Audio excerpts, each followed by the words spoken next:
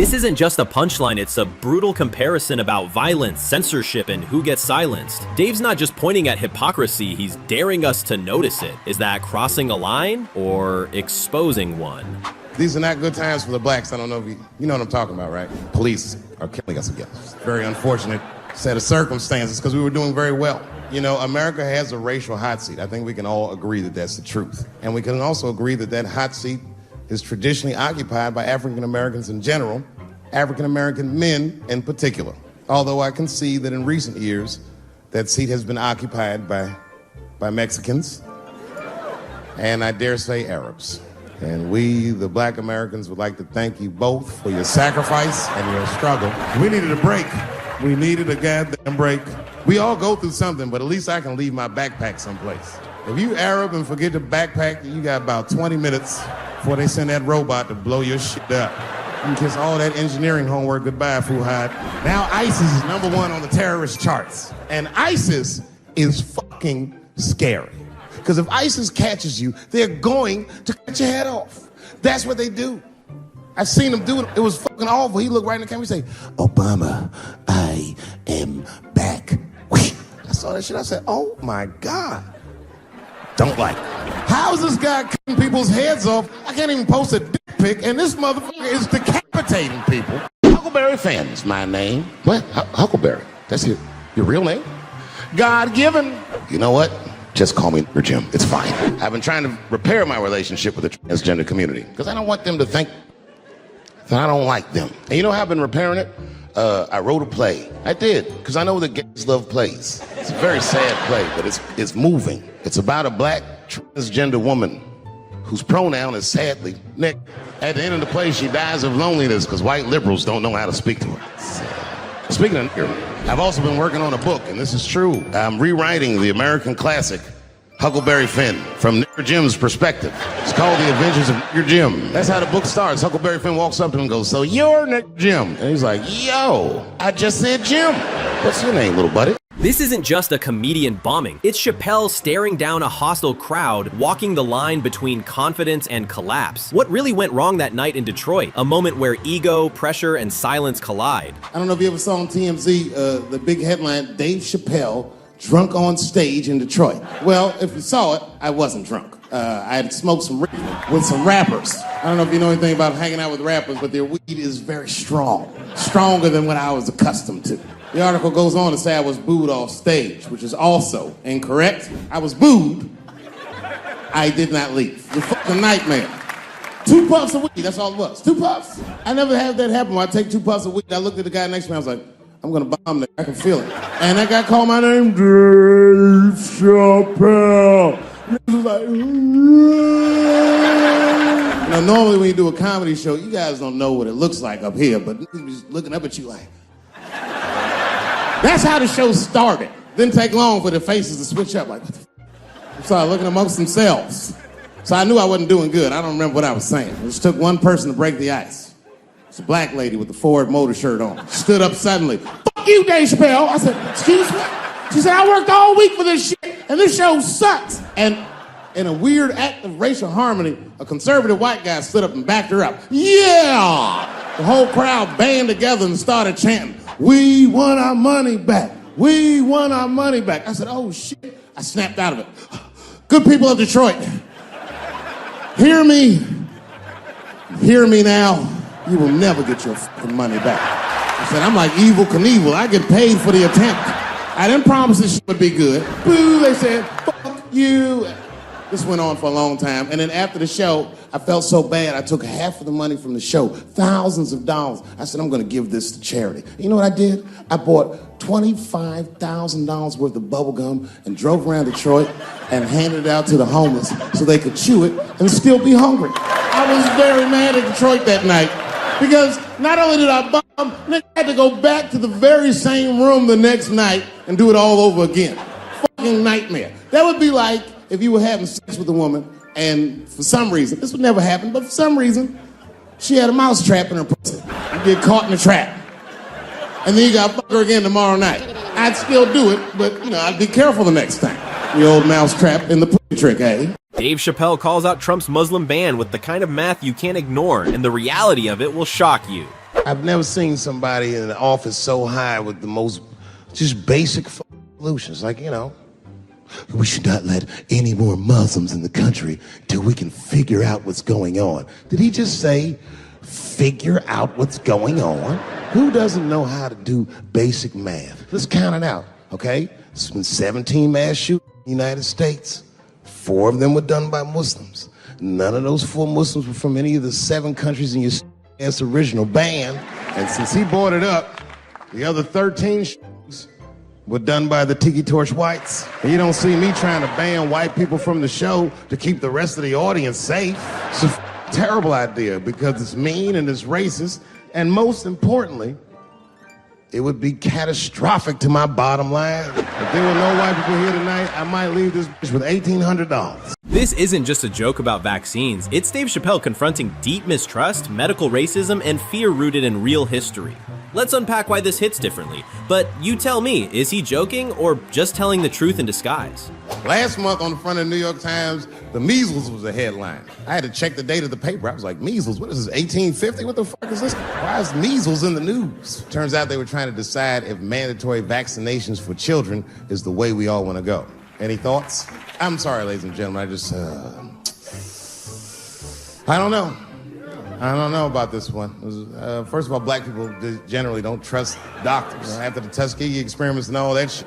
More importantly, don't forget Michael Jackson was killed by a doctor. Granted, he was doing drugs, but if I was a heroin addict and I had a licensed physician injecting heroin in me, I should survive that. I'd just be looking like, oh, I'm good, right? I'm good? It's not too much, is it? Dr. Butterfingers killed Michael Jackson. After that, I was like, fuck going to the doctor.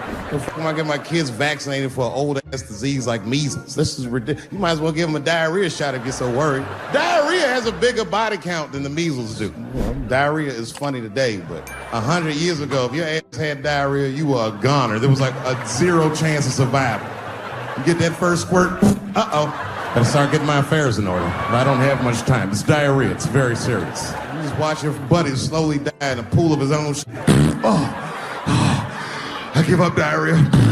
Too strong. Nowadays, your buddy just be like, oh, we got diarrhea. Just eat a banana, drink some water. Let's get to the club. This isn't just about food or sex. It's a raw take on temptation, identity, and what we're willing to compromise under pressure. Dave's not excusing it. He's exposing it. But be honest, would you have walked away? If I went to Kentucky Fried Chicken, and for some reason, everyone behind the counter had a Ku Klux Klan hood on top of their head, what do you think I'm gonna do in this day and age? Run out Kentucky Fried Chicken?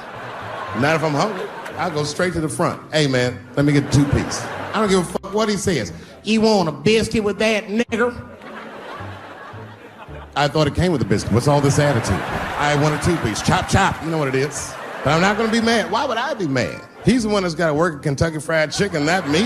What if I lived in Austin and I had a white girlfriend? It's possible in Austin. As a matter of fact, some people say it's necessary, but that's not the point. Me and my white girlfriend at home one night and we're just doing what lovers do. Maybe she's butt naked and she's down on one knee, giving me a hand job. I love a good hand job. And she's really jerking me off. You know, getting her obliques nice and tight. I got a huge dick, so she's like, And I'm like, wow, this really feels wonderful. I think I'm gonna come.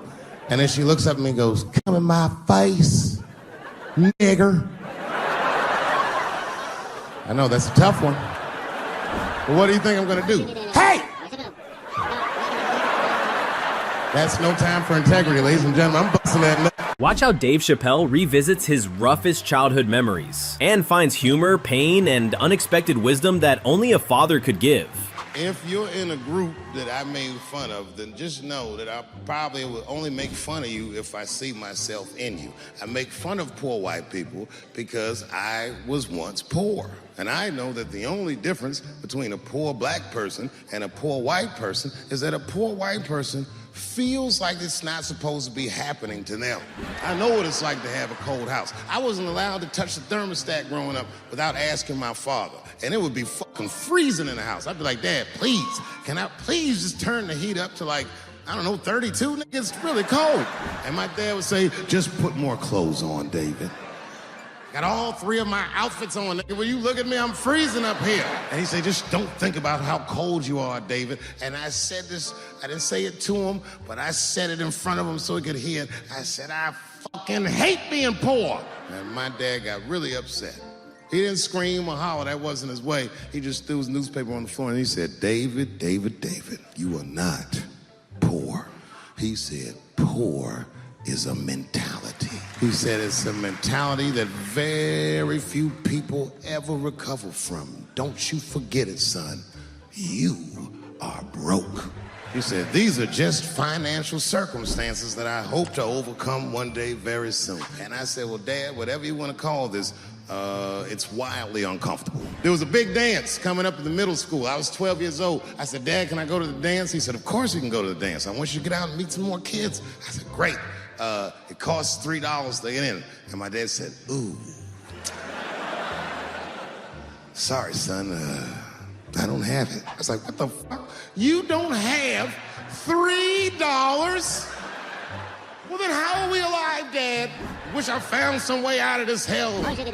Do anything to not be poor. I will show Michael Jackson my goodness if I get a chance. This isn't just a punchline, it's Dave Chappelle confronting who gets to live and who's left behind. It's a brutal, brilliant take on race, privilege, and the cost of being invisible. But here's the question, is this comedy or a warning? Ebola was in Texas. Ebola made a visit to that man in Dallas. 5 days, that man melted to death. What happened to the brother in Dallas? Where was the secret serum is what we all said. I remember in the beginning of Ebola, there were 2 American doctors that got sick in Africa. They flew them in a private jet straight to Atlanta to the CDC. I didn't even know CDC saw patients. There it was said they administered what the New York Times called a secret serum. I don't know what's in it. It's just like Colonel Sanders' recipe. But both of these motherfuckers survived. These doctors, thank God, are healthy. They are out there somewhere tonight at Whole Foods, touching vegetables, walking around. Everything's okay. Hey, Frank, how are you? Oh, you didn't hear? I had a bull last week, but I'm doing all right now. I was bleeding out of my eyes and anus, so I got concerned, but I'm okay. What happened to the brother in Dallas? They just rubbed some Vicks on that nigga's chest. Good luck, little buddy. I knew he wasn't going to make it. I saw in the New York Times, they said Ebola is the new AIDS. Whew. Isn't that something? Here I am thinking that old AIDS was working just fine, and they already have a new AIDS out. Isn't that amazing how they do that? Isn't it weird how there's a disease that just starts in 1980 and it doesn't kill anybody but niggas, fags, and junkies? Isn't that a fucking amazing coincidence that this disease hates everybody that old white people hate? I think either God is white or the government hid that shit in disco balls. This isn't just about what Manny Pacquiao said, it's about memory, pain, and who gets to move on. Dave flips a public scandal into a deeper truth about identity and justice. But do you think it lands, or does it cut too deep? Some people can't do that. Some people just can't get over themselves. Gay people have a hard time doing that recently. Here we go. Here comes the deep water. No, recently I've noticed that. I noticed it with that Manny Pacquiao controversy. Yeah, no, it was now in the gay community's defense. Manny Pacquiao said some outlandish shit about gay people. Very, very not nice things that I won't repeat, but there was biblical verses and some analogies to animals. Wasn't a good look. Nike took his shoes immediately, which I thought was a little harsh. A little harsh. You know what I mean? Because he's just because he's Asian. You know what I mean? Fuck, you gonna take shoes off Asian dude to appease a gay dude? You know what I mean? No, you don't know what I mean. But Asian people kind of know what I mean. No? No Asians in the front? No? No, this is what I mean. Okay, look. Okay, you're an Asian dude. No, I say this with no disrespect, but we're all Americans, right? And we can agree that America has a huge body count all over the world, but nowhere more than Asia. Literally, if you look at history, recently, we have bombed the masculinity out of an entire continent. We dropped 2 atomic bombs on fucking Japan, and they've been drawing Hello Kitty and shit ever since. So a lot of lady boys in the wake of our bombs. And I know these things because my wife is Asian. She's Filipino. All right, well, okay, so that explains it. Now you know why you see me at all those Filipino events. I'm not there picking up pussy, I'm dropping some off. I take my wife to all that. I took my wife to see Pacquiao fight Mayweather. We sat ringside, okay? That was a quiet car ride home. That's what that was. But if you know what's popping in the Philippines, you know that they got a whole generation of kids in the Philippines growing up without their mothers. A lot of women in the Philippines go to the Arabian Peninsula, they come to the United States, they make all their money here, they send all that money back home, which is still one of the number one staples in the Philippines economy, money that their expats send back to the Philippines. The men, on the other hand, are left rearing children, twiddling their thumbs, waiting on their wives' checks. These men have been fucking emasculated. And then suddenly, a boxer rises from amongst them and reinstates their manhood with his motherfucking fist. This is not the guy you're supposed to ask, what do you think of homosexuals? Dave Chappelle takes Trump's wild Haitians eating pets claim and flips it into a joke that exposes fear-mongering. Trump's a wild guy. I'll tell you something he did that made me crazy when he was running for president. When he was running for president, he said this at a debate, he said the Haitians in Springfield, Ohio, were eating people's dogs and cats. That really upset me because I live in Ohio. In fact, what's up, Ohio? I live one town over from Springfield. Now, those of you who are from Ohio, I hope you know that's not what's happening in Springfield at all. What happened in Springfield is a lot of jobs went away. 20,000 Haitian immigrants were moved there by our government legally, and they pay market value for their rents, and they saved a lot of companies because they did jobs that the whites weren't doing. It's not that the whites couldn't do these jobs, but they were busy, doing other things. Heroin, sleeping on the streets, you know what it is. And those communities are immigrant communities who tend to be very successful. They don't come to America to not be rich.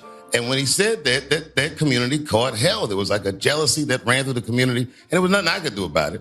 But because I was famous, I said, well, let me just be supportive. So every day, for like 10 days, I would drive a few miles over to Springfield and eat lunch at the Haitian restaurant. And let them know, if I'm safe here, you guys are definitely safe here. And to be honest with you, I don't know what that meat was. But whatever it was, it fell right off the bone, I'll tell you that.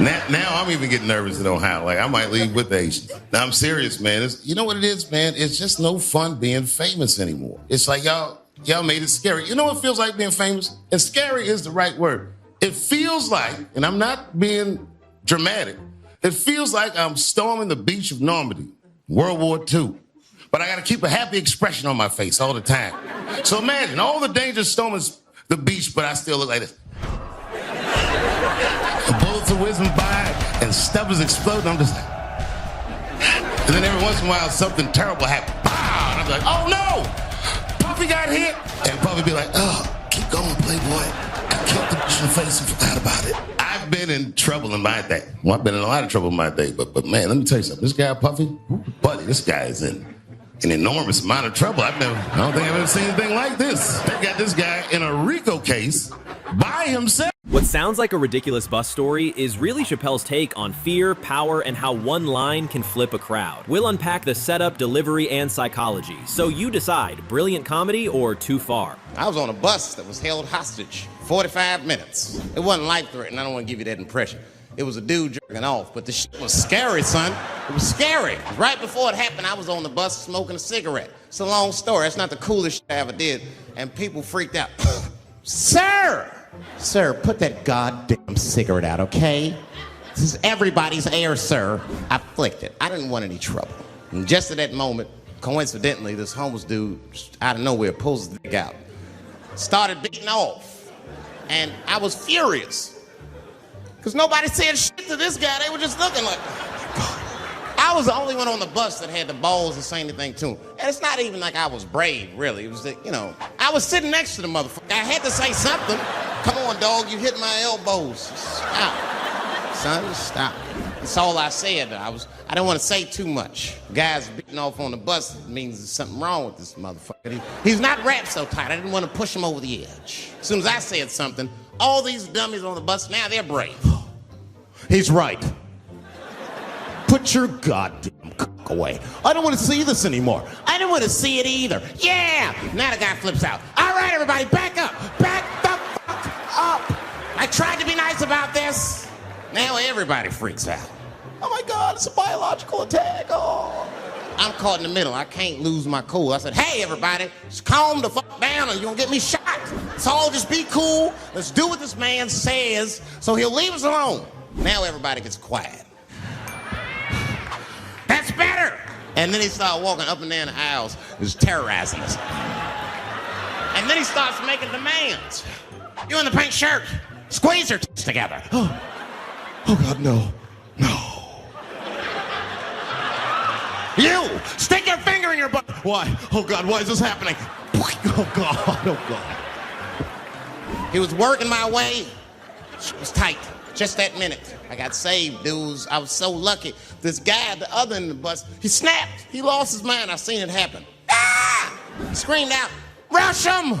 He can't come on all of us and charge him out. Ah! And it was like a movie. This homeless dude seen him coming and shot one off. Ah!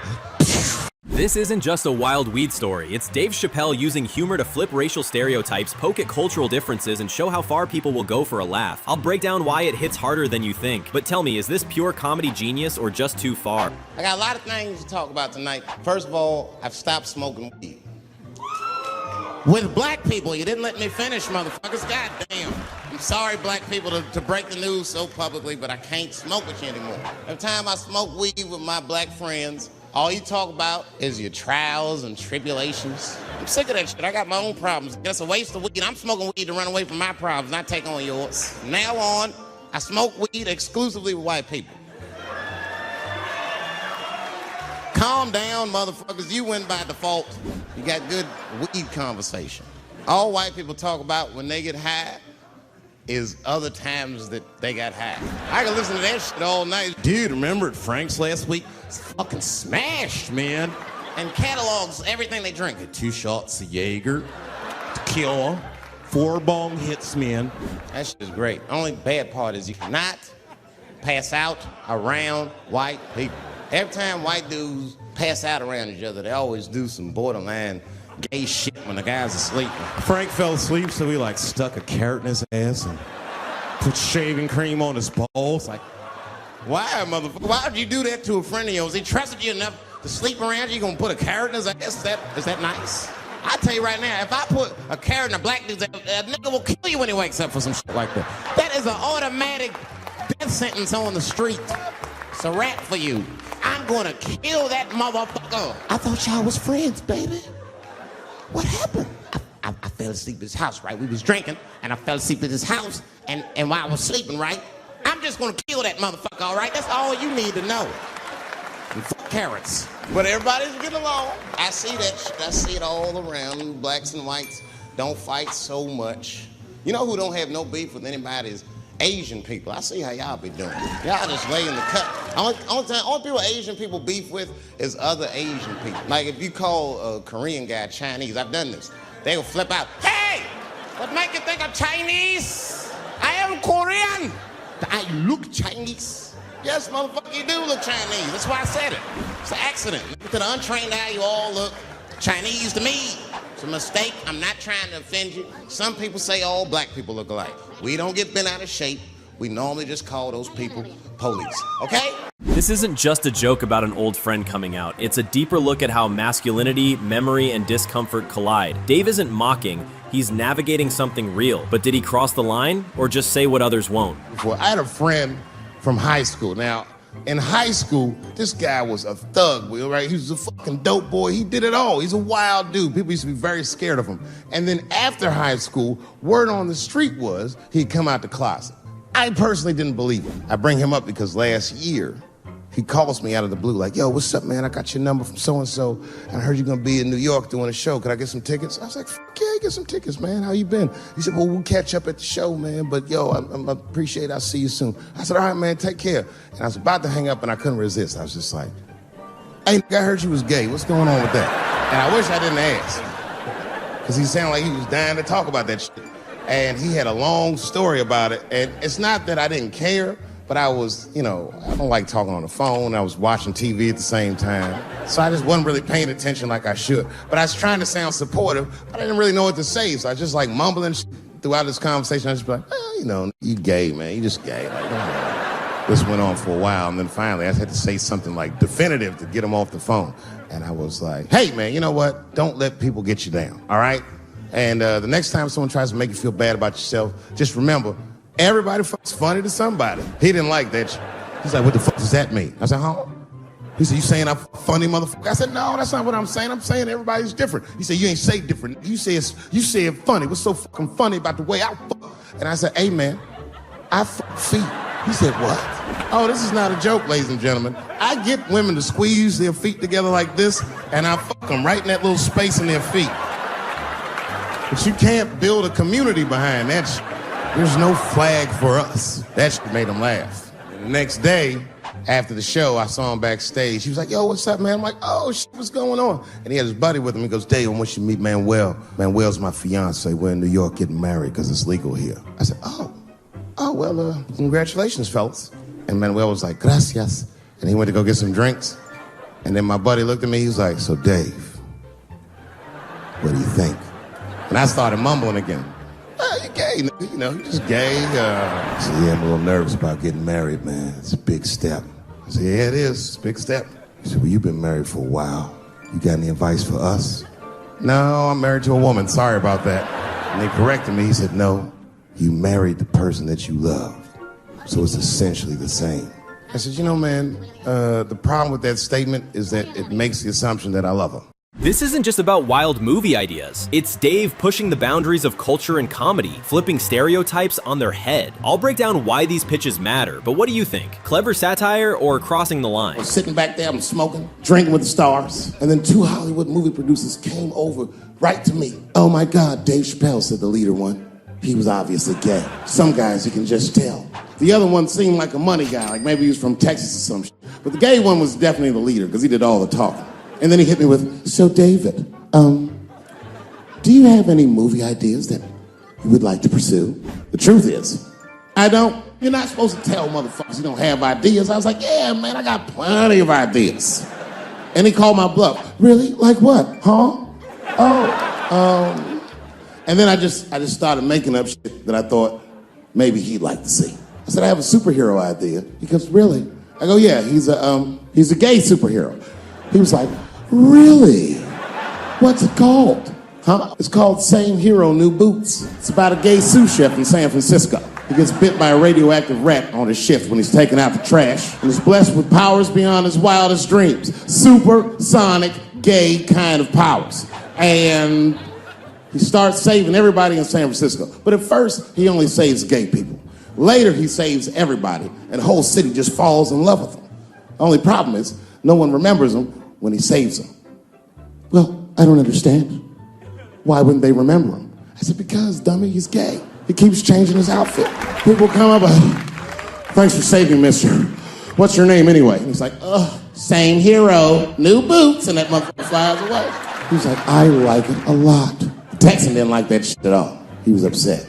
That's impossible, gay superhero. I said, what? Well, I have others. I have a superhero you love because he's stronger than Superman and he fights for truth, justice, and the American way like Superman, but more than Superman. He beats up Mexicans for no reason. The Texan's like, you got my attention. I was like, man, this motherfucker is so strong, he can fly and do all this great shit. Only problem with this guy is he can't even activate his powers unless he touches a woman's vagina. He said, well, what's the problem with that? I said, well, the problem, sir, is that our hero is not, he's not a handsome man. And he's often short on cash. So whenever trouble breaks out, he has to run around the city and convince women to let him pat their vaginas. Please, miss, that building's on fire. Can I pat your vagina quickly? People are dying, but he can't tell them exactly why. Ugh, get away, you're gross. Please, miss, people are dying. Just a couple of pats. Ugh, gross, get away. So he raps them. I know.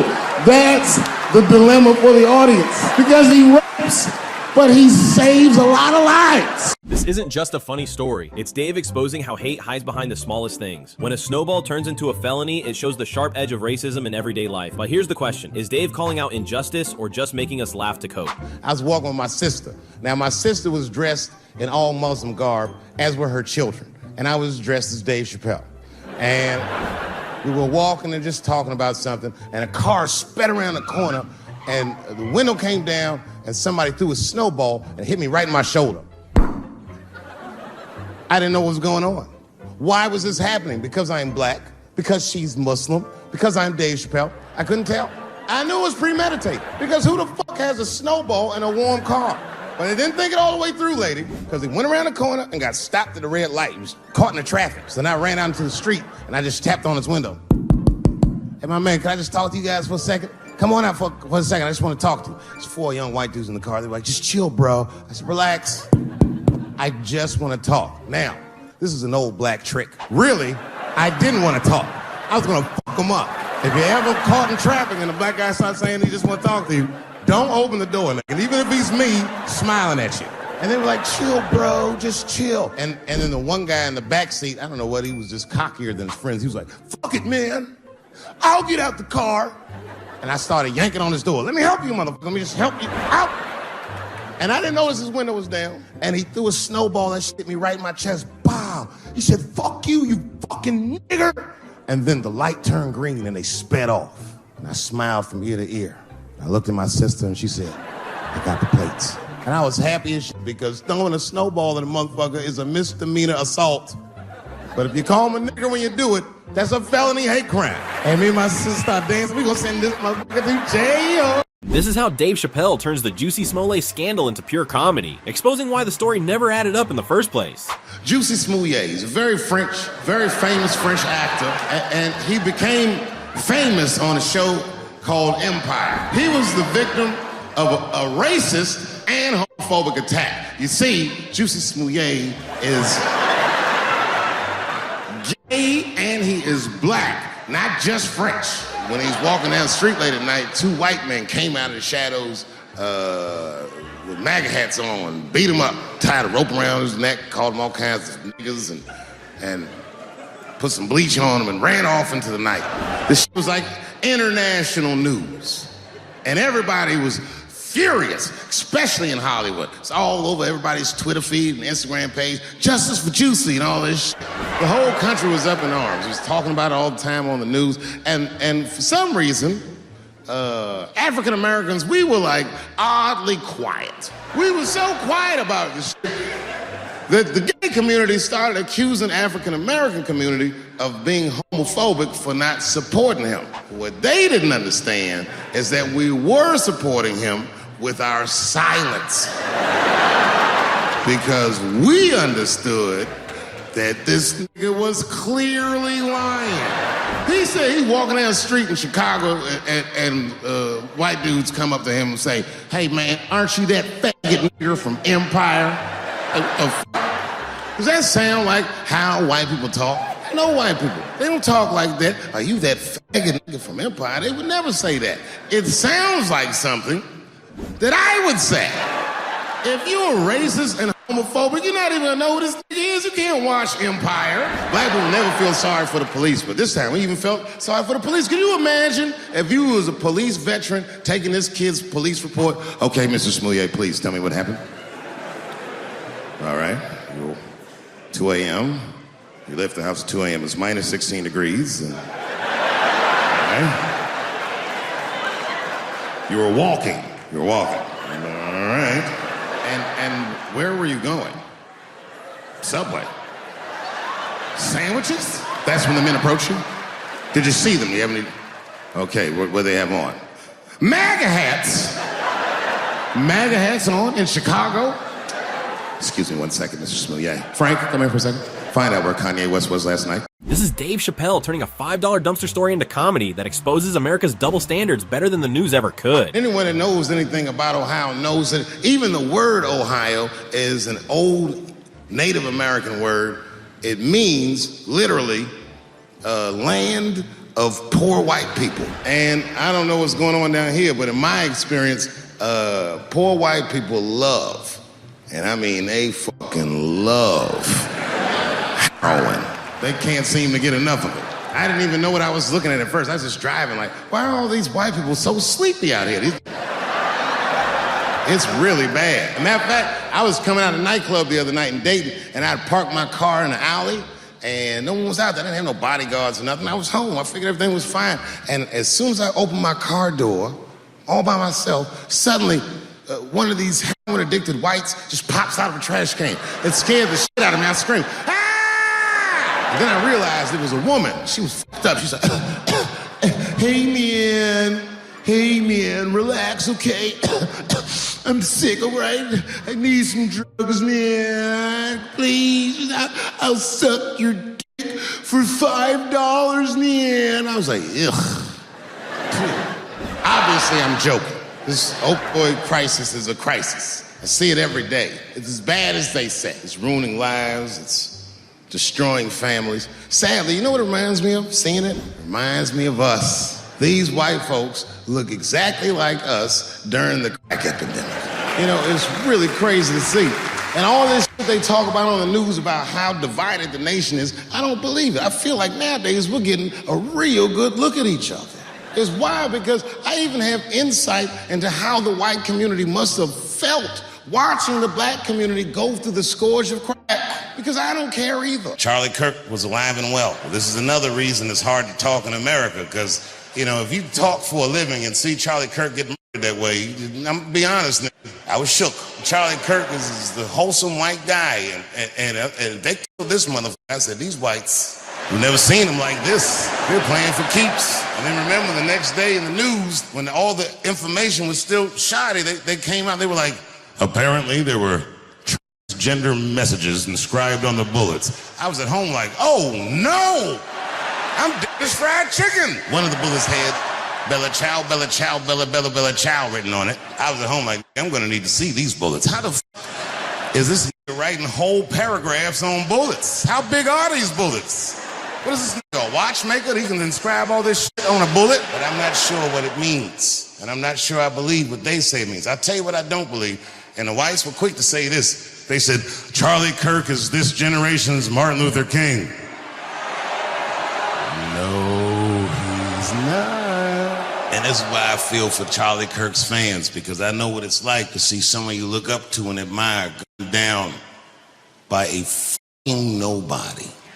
Oh my God. Michael Jackson has been dead for 10 years, and this has 2 new cases. And if you haven't watched that documentary, then I'm begging you, don't watch it. It's fucking gross. I felt like HBO was sticking baby dicks in my ears for 4 hours straight. Really nasty shit. I don't want to know all these things. Turns out, Michael Jackson allegedly likes a long gander at the anus. They said he stares at people's holes. That's what they said. That's how gross the documentary was. I'm going to say something that I'm not allowed to say, but I got to be real. I don't believe these motherfuckers. I do not believe it. But let me qualify the statement. I am what's known on the streets as a victim blamer. You know what I mean? Somebody come up to me like, Dave, Chris Brown just beat up Rihanna. I'll be like, well, what did she do? It was Kevin Hart's dream to host the Oscars. And I remember when he told me, because I was thinking to myself, it's an awfully strange dream for an African-American. Kind of dreams of hosting the Oscars. Kevin did, that's who. And he did it. Against all the odds, Kevin became the most famous comedian this world has ever seen, and he got the job that only one black man before him had had. He was gonna host the 80th Oscars. And I don't know what you know about Kevin, but I know Kevin Hart is damn near perfect. In fact, Kevin is precisely 4 tweets shy of being perfect. 10 years ago, Kevin had made some very homophobic comments. I'm not gonna repeat what he said. All right, I'll tell you what he said. But just remember, these were not my words. These were Kevin's words. It was a long time ago. And I'm paraphrasing because I'm not good at telling other people's jokes. Okay, Kevin said that if his little son was demonstrating or exhibiting homosexual behavior around the house, that he'd chastise him. He'd say, hey, that's gay. And then he said he would smash a dollhouse over that child's head. Ooh, the gay community was furious. And I don't blame them. I got a lot of gay friends.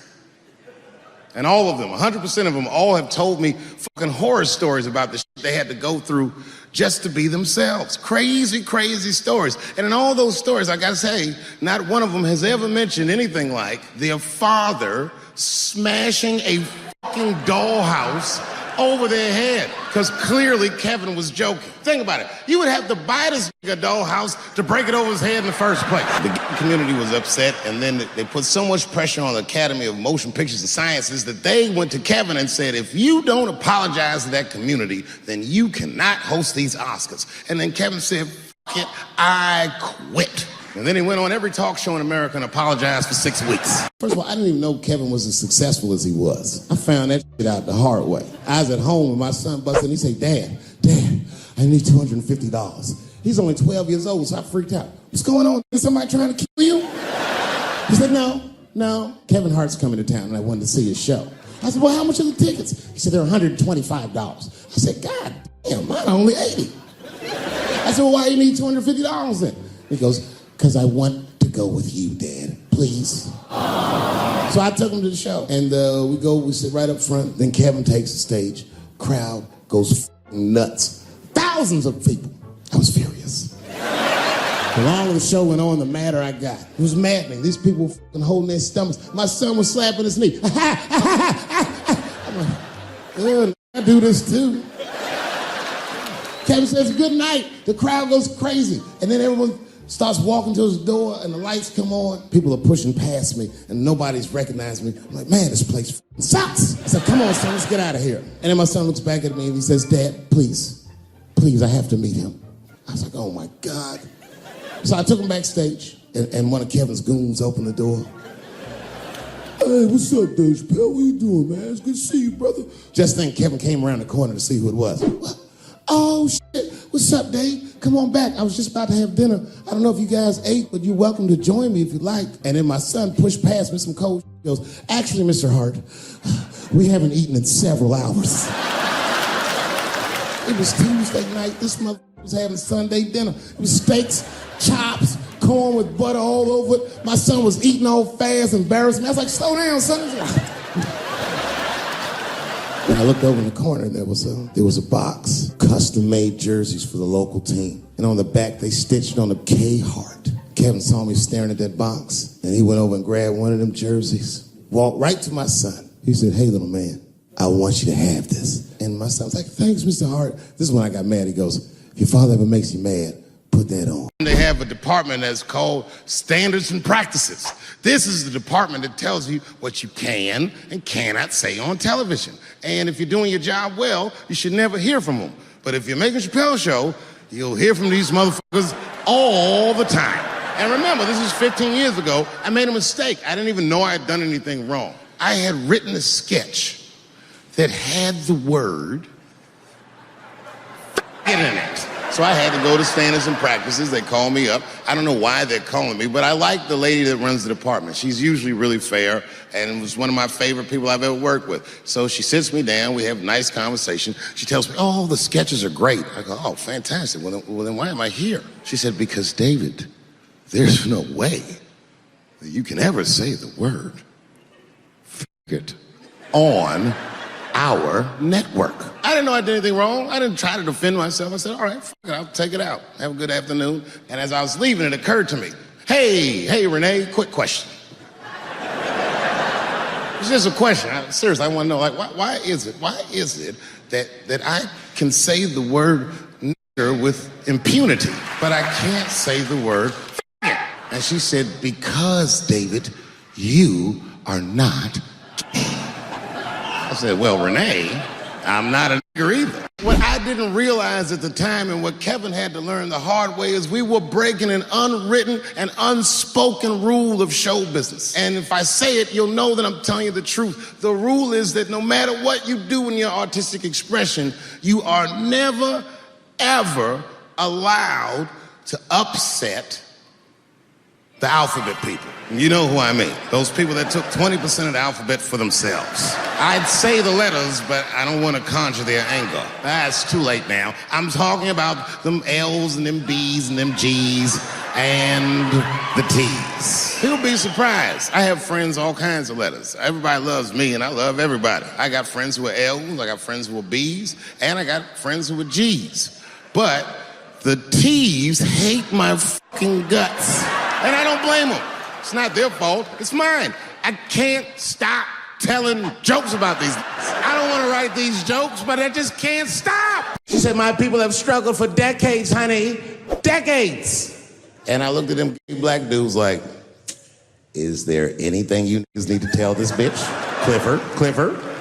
I'm exaggerating. She's actually a very nice person, and I'm cool with her now, but boy, that shit got on my nerves. And it got on my nerves because whenever someone says that to me, I know they've never seen me for themselves. They just repeat what they've heard. Any of you who have ever watched me know that I have never had a problem with transgender people. If you listen to what I'm saying clearly, My problem has always been with white people. I have been arguing with the whites my entire career. Just when I thought I had you guys on the ropes, you changed all the rules. Oh, yeah? Yeah, motherfucker. Well, I'm a girl now, nigger, and you must treat me as such. Call me a girl, nigger. Say LeBron James changed his gender. Can he stay in the NBA? Or, because he's a woman, does he have to go to the WNBA, where he will score 840 points a game? I didn't come up with this idea on my own. This idea that a person can be born in the wrong body. But they have to admit, that's a fucking hilarious predicament. If it happened to me, you'd laugh, wouldn't you?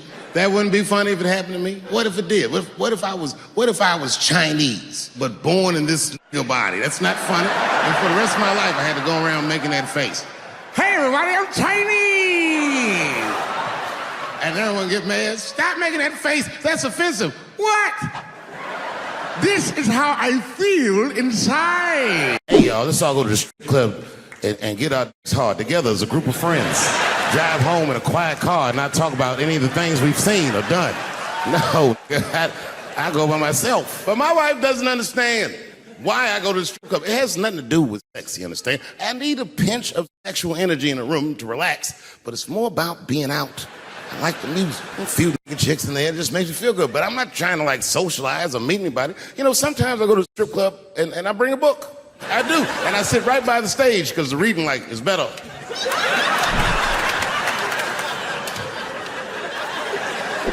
One time I went to a strip club, and this is weird. I don't know why, but for some reason, told me her real name. She didn't understand. She was like, "Where are you going?" I was like, "Good night, Deborah." God bless her, but my wife is mistaken about my life. She told me once she thinks my job is fun. My job is a job. I'm fun. If I was white and the people in this town were black, you know what they'd say? They would say I was gentrifying the town. But there's no word for what I'm doing to these people. I own everything. Everything. I used to be mad at white people when I was young because I thought they were unfair. But now that I have all this property, I understand them. It's fun. Feels good to walk up to white people like, "Are you supposed to be here?" Calling the police. It's fun. I own so much property in this town, and this is true. These white people think I'm responsible for their well-being. That's ridiculous. I'm not no public servant. I'm a capitalist. I be walking down the street minding my own business, and they come up to me with their concerns. "Dave, congratulations on buying the whole goddamn town. But you need to start thinking about some affordable housing around here." And I'd be like, "Well, actually, champ, I can afford my house. That sounds like some shit you need to worry about. Because if I think about it, I can afford your house too. So if you want to sell, come holler at your boy. I'm collecting the whole town. I'm collecting the whole goddamn town." I'm in a totally different bar, and this bar, trust me, it's not a nice place. It's foul. It's one of those bars where the top shelf should be under the sink. This is where the poor whites drink, tiki torch whites. You know what I mean? Them white people, they believe in Q and they love Trump. You know what I mean? Like Michigan white people. I remember I was at this bar one time. This is that kind of bar it is. I was in there one time, I was fucked up. And I turned around to everybody in the bar, I go, "Hey, everybody, I'm gonna buy everyone in the bar around the drinks." And all my was like, "Hoorah!" And the bartender knew I was drunk, so she pulled me aside. "Mr. Chappelle, are you sure about that? That's going to be $16. Tough time for the whites. And this was a holiday weekend, you know what I mean? These motherfuckers was having a rootin' tootin' time. They was in there partying, making all them noises. Woo! Ow! Yow! You know all them noises white people make before lynching? I knew a nigga in high school that was an urban genius. This motherfucker's grades was so good, he got all the way from the hood to an Ivy League school with a full scholarship. From there, the motherfucker got himself into one of the best law schools in the country. And when he was in law school, he met a woman, and they fell in love, and they were gonna get married. I remember him telling me about it. He was home for Christmas, and I told him, I said, my man, save that bitch for later in your life. He didn't listen to me. He married her while he was in law school, and sadly, they got divorced while he was in law school. He was a street nigga from the hood. This man had nothing. And that bitch took half of that. And then I just never saw him again for years. And then 2 years ago, I was home in D.C. doing some shopping, trying to buy my sons some socks at Foot Locker. I go to Foot Locker. Guess who's the manager? That nigga. This is Chappelle showing why Trump could be the scariest president ever and how jokes turn fear into laughter. Because I don't care if you're a Republican or Democrat, if you support him or not, any objective person is going to have to admit that this motherfucker is having a terrible go of it. We've had presidents before that have done bad jobs, but this shit is worse than a bad job. It's scary to watch. Holy shit, it's like seeing a crack pipe in your Uber driver's passenger seat. The fuck is wrong with this guy? I watched Donald Trump in a press conference, and this motherfucker had all the media gathered, and this literally asked the media to their face to stop finding shit out. I was like, yo, this motherfucker is bugging. And then, I'm not even making this up, his lips started sweating. His lips. Have you ever seen a motherfucker's lip sweat? What the fuck is wrong with this nigga's lips? It's like if you're on a plane, right? You ever been on a plane? I get scared to fly. I do it all the time. I be scared on there. And sometimes the plane will hit turbulence. And then I get nervous. But I always look at the flight attendant, and she looks calm. And it makes me feel calm. But if that bitch's lips were sweating, it's terrifying. Like, yo, why are your lips sweating? What do you know? Today I only saw one guy take a shit on the street. But you know what? He had a bag. That nigga picked it up. I was waiting for somebody to do something about the homeless. You know what's fucked up about D.C.? We the nation's capital, and nobody even gives a fuck about the homeless. I'm gonna tell you the truth. I feel like I'm the only one that does. Now, y'all don't know this, but quietly for the last 2 years, I have been secretly working with Washington's homeless, and I have spent $2 million already on my homeless project. No, don't clap for me. I didn't get them food or anything like that. I just taught these niggas to Thriller dance. And you got a big treat coming up on Halloween, you'll see. And I'm sorry I didn't come home sooner, but I've been very busy in Ohio, and a lot of people say, what are you doing out there? And I don't know if you know this, but this is true. I'll tell you what I've been doing. The town that I've been living in for the last 25 years, I bought most of it. I like it there. Ohio loves Trump, but this town I live in is like a little itty-bitty Bernie Sanders Island in the Trump Sea. All the whites are poor out there, but these are like the dirty hippie whites, and I like them. I like these whites. And they like me too. But you know what I learned about liberal white people? Liberal white people let black people do whatever they want until you buy most of their town. And you can imagine when we read that shit, we was like, ooh, you lying ass bitch. It's the early 50s in the United States. A 14-year-old boy goes down Chicago to Mississippi to meet his extended family for the first time. He'd never been to Mississippi. And before he went, his mother said to him, very pointedly, she said, if a white man looks you in your eyes in Mississippi, look away. And I don't know what you know about black people from Chicago, but they're not a scared people. Legend has it, he was in front of a convenience store, hanging out with his cousins, having a good time, and a white woman walked out of the store, and he thought she was pretty, and he said, bye, baby, not realizing that he had just made a fatal mistake. 4 days later, a group of adult white men burst into this family's home and snatched a 14-year-old boy out of bed in front of his family that was powerless to stop them, and he was never seen alive again. His name was Emmett Till. They found his body maybe a few days later. It was in a creek, tied to a wheel so it would sink, horribly beaten and bloated. And lucky for everybody in America, his mother was a fucking gangster. In the very midst of a mother's worst nightmare, this woman had the foresight to think about everybody. She said, leave my son's casket open. The world needs to see what they did to my baby.